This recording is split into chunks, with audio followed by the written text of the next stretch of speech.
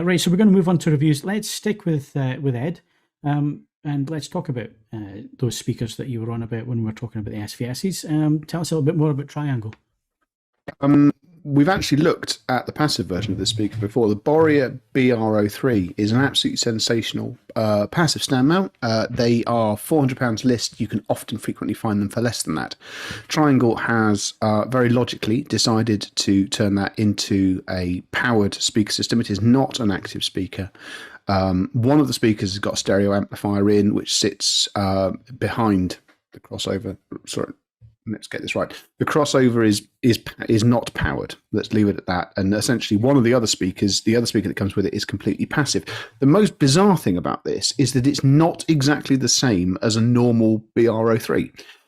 If you look at the review for that, you'll find that that has got bass ports on the front, and this has bass ports on the back for both the powered and the passive version. So at some point, it would be technically possible to compare the one that I like very much with the ports at the front with the one with the ports at the back, if you were bored, I guess. The key thing about this is that it's a whisker over 500, 600 pounds, I think. Hang on a second, let me actually get the review up.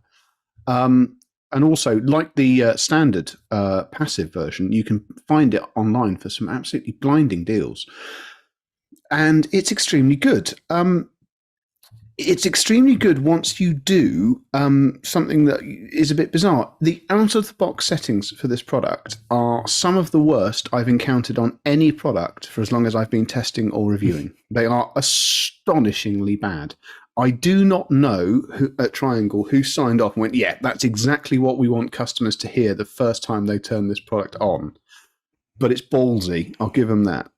It's dreadful. But the moment that you correct that and turn the super bass function off, or whatever they're calling it, this is a very, very nice product. Connectivity is a decent Bluetooth implementation, coaxial, optical, and a line input that can also be switched to be a phono stage, which is very fashionable at the moment. I don't actually know how many people will bother to do it, but it's fundamentally the connectivity that you need to get up and running.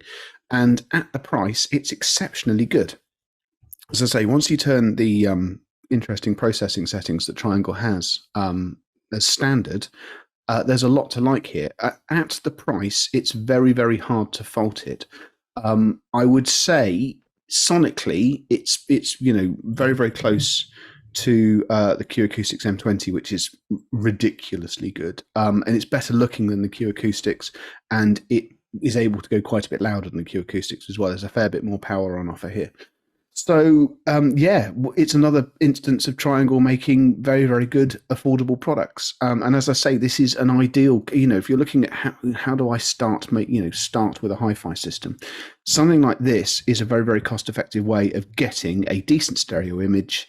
I mean, yes, your upgrade options are a bit more limited than going for a full true separate system, but there's a lot to like here. It's a very, very capable piece of kit, and it sounds excellent, and it looks pretty good too. The review will be up later on, a couple of days' time, I imagine.